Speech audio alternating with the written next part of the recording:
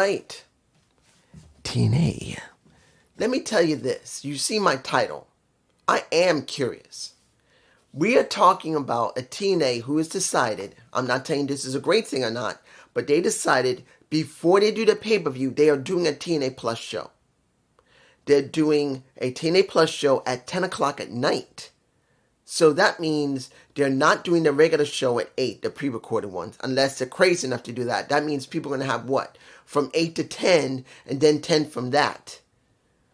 If they're doing from 10 onward, probably people will be more interested in seeing it, but this is something, as far as I remember, they've never really done in recent memory. Doesn't mean they haven't done it, it's just not in recent memory. They've done a Impact Plus show, and then just afterward, within a few days, they do an actual pay-per-view.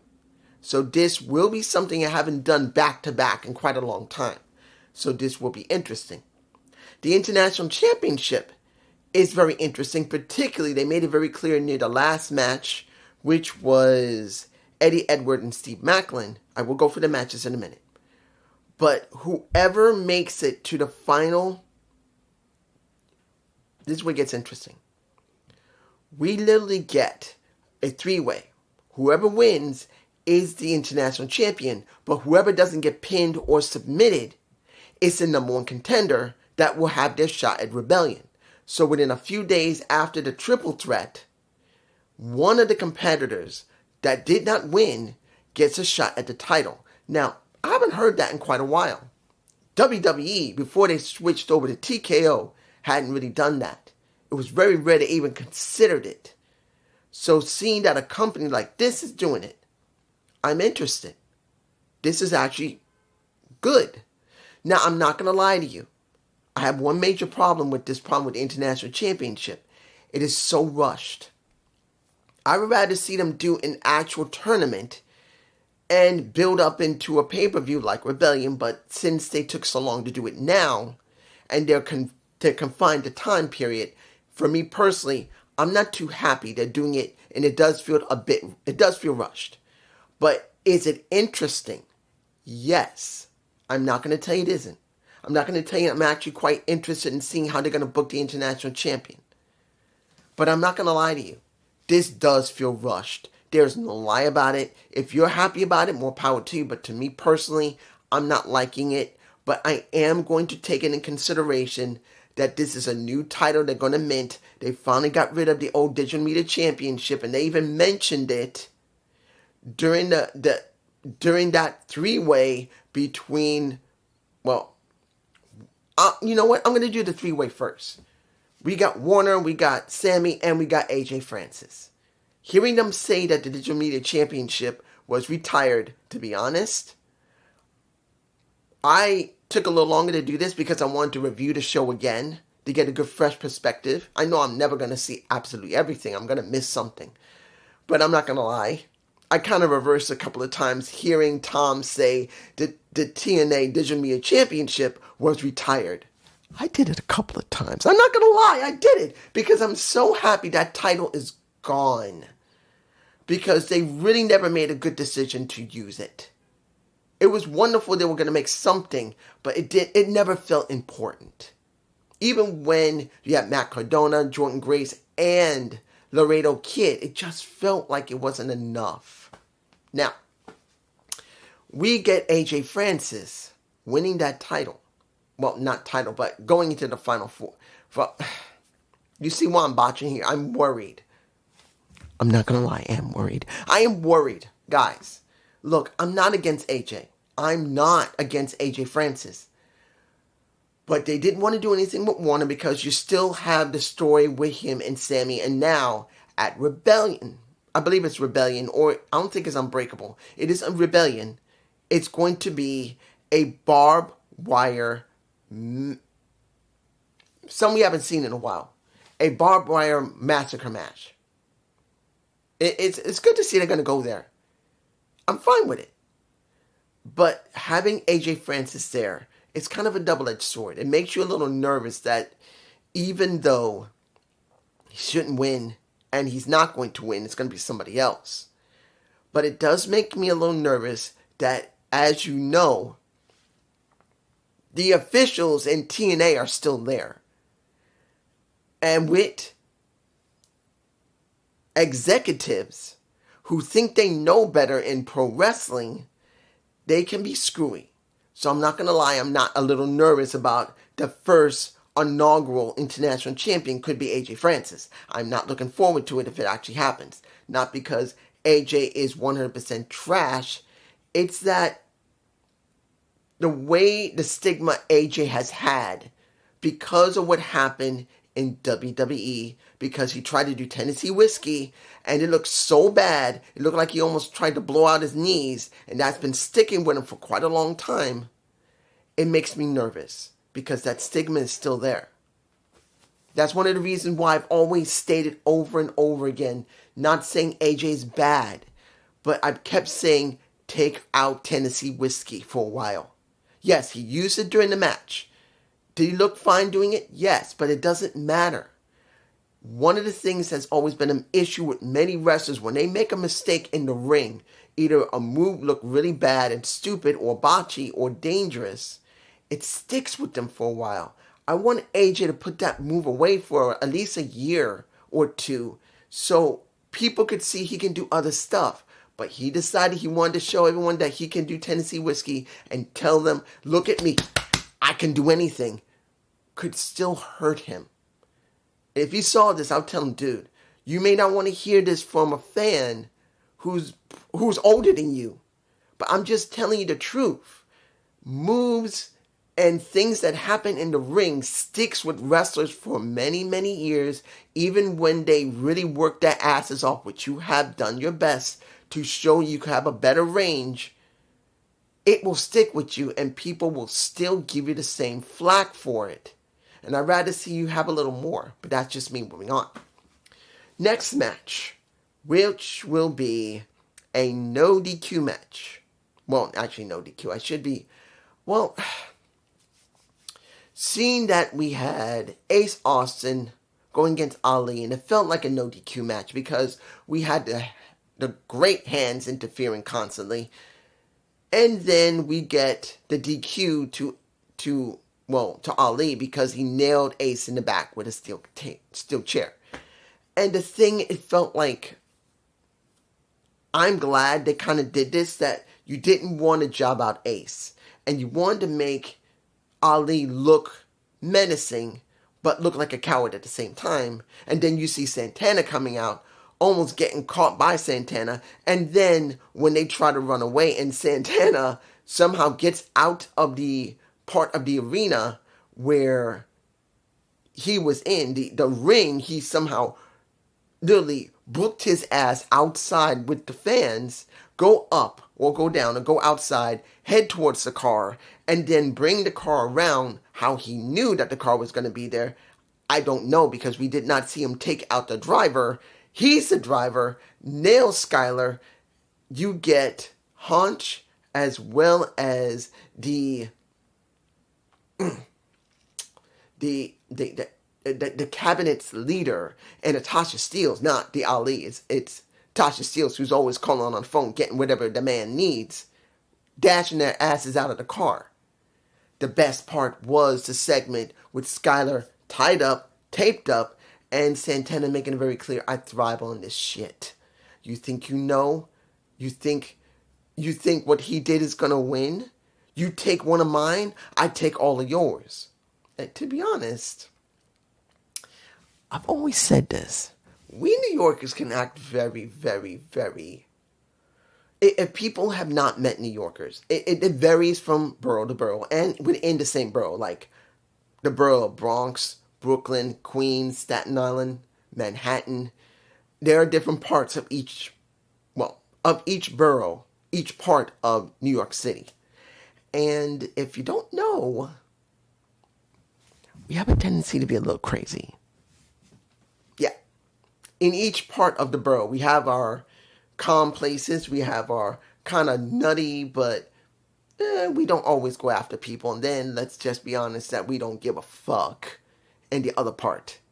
That's in all the boroughs. But admittedly, one borough or two are the most menacing of all three. Well, not all three, all five. Well, Well, you can say Staten Island has always been the forgotten borough, but I've known people in Staten Island, they don't like to be considered the forgotten borough. But you could tell the Bronx and Brooklyn have always been the two boroughs that have been the craziest. Admittedly, Brooklyn's worse than Bronx. Like I always said, we here in the Bronx, we like to talk shit. We will beat you up or we'll talk shit afterward. In Brooklyn, they'll talk shit, beat the crap out of you, talk shit again, and then they beat you up just to make sure you understood that you screwed up. But seeing what he was saying to Skylar isn't something I don't kind of see on a daily basis in the Bronx. It's just amped up a little bit more than normal. So I did like the segment. Not because it was a New Yorker, but it was because it fits Santana. He wants them to understand, you just messed with someone who is in AA, who is a friend of mine, who worked his butt off to try and make up for what he's done. He made a mistake. He's trying to fix the problem.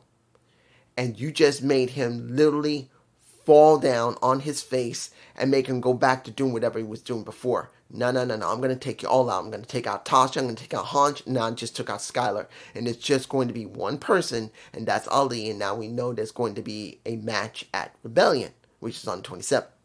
There you go. Next match.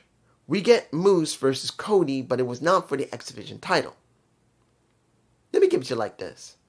As I said before, I didn't like Cody's gimmick of following what the people said, but he owns this now, and people like it. Now, mind you, in St. John's, they have burnt out, because you can tell they've done taping back to back, and that's one of the problems that TNA has. Instead of doing live shows all the time, they're doing tapings, back to back to back tapings. And you could tell when the fans have been there more than a few times, they get tired. They've seen the same thing over and over again. They'll get tired. And that's a major issue when it comes to companies that tape. And I know people want to say, dude, don't you know TNA is going to do another live show? Yes. One live show out of 4 taped. One live show out of 4 taped. 4. It's going to be taped. They didn't say it's going to be live for this day. They just said once, and then you saw other appearances which are going to be taped. That's the deal. Period. But seeing that, it's just sad they look tired.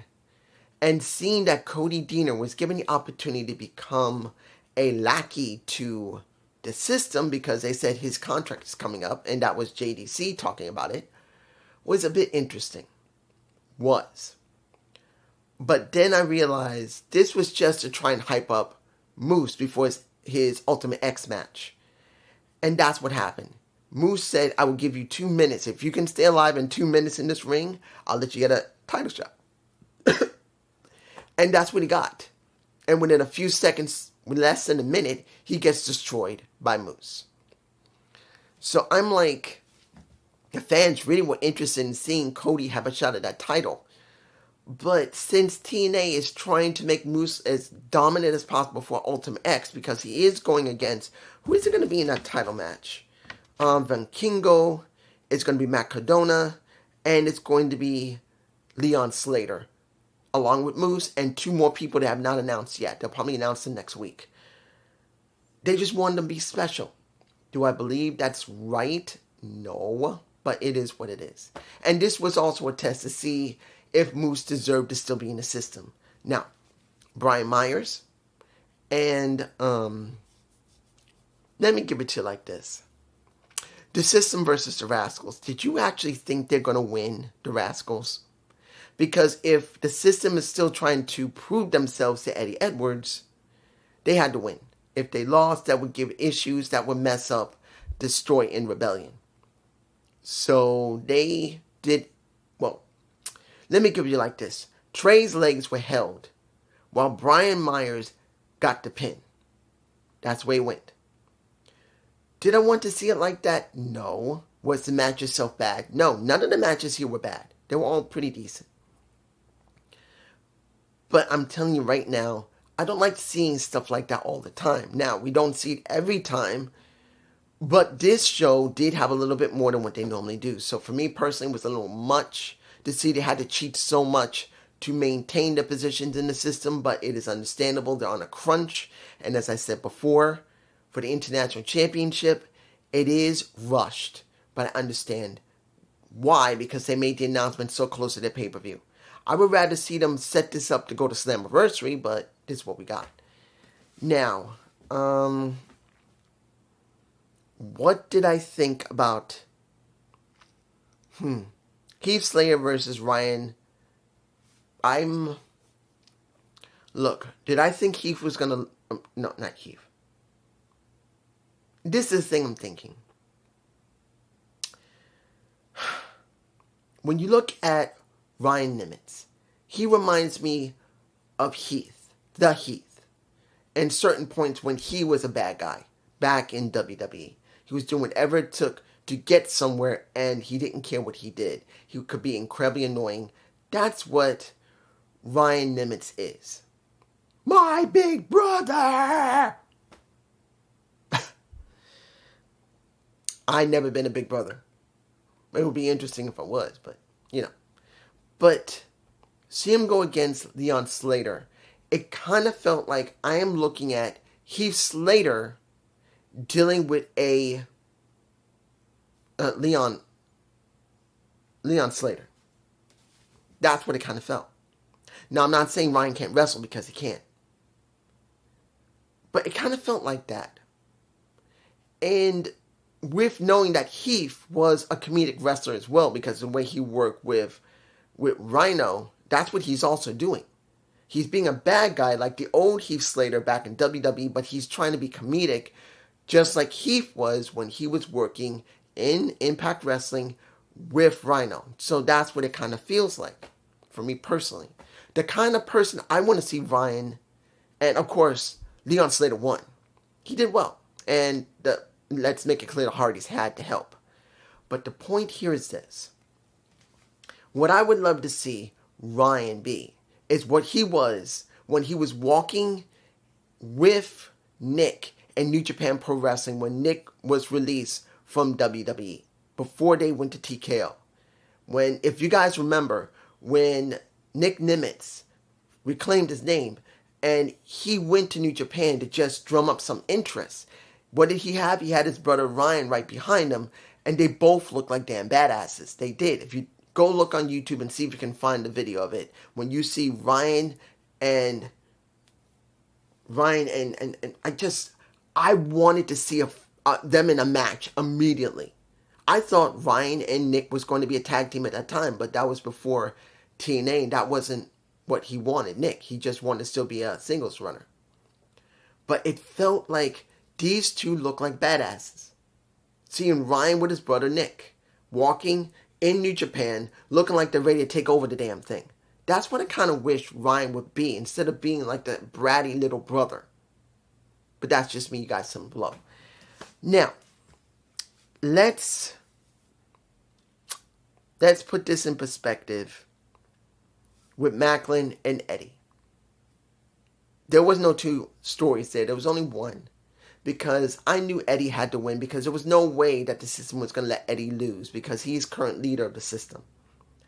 But the story between Macklin and the Northern Armory is still going on. And look what happened. You can see when the reason I'm botching here is because a part of me wished there had been a segment they had talked before the match.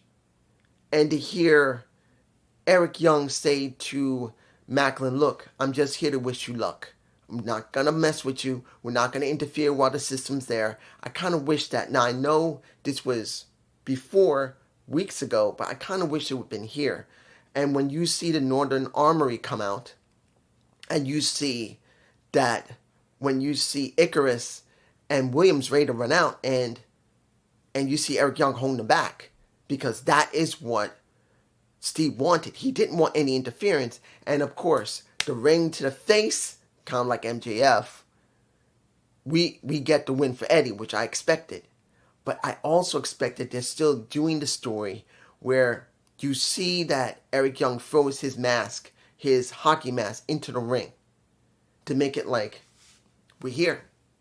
You're not alone. We are here. So for me, it's like, is Macklin going to fall in line like a good soldier, or is he going to be a warrior? Because it's in between a soldier and a warrior. A warrior can go off on his own. A soldier will follow orders. Well, of course, to a certain extent, because they can still think for themselves, but you know what I mean. Final thing. Joe Henry. He comes out and he says, I have a rotator cuff injury in my shoulder. I know that feeling because I got one. And he was advised not to wrestle. And he thanked the fans for believing in him, but he said he was advised not to wrestle. But he says, I don't give a damn, I'm going to wrestle. And then we get the Kaz coming out, making it very clear, I am coming for you. I don't care. You are not going to... And I know I'm skipping the part about... I kind of expected Ethan Page to come out at the night because he did show up in the beginning of the show. But seeing it was just Kaz was understandable. But I kind of thought Ethan would come out. But this wasn't about Ethan. This was about the match that's coming next week.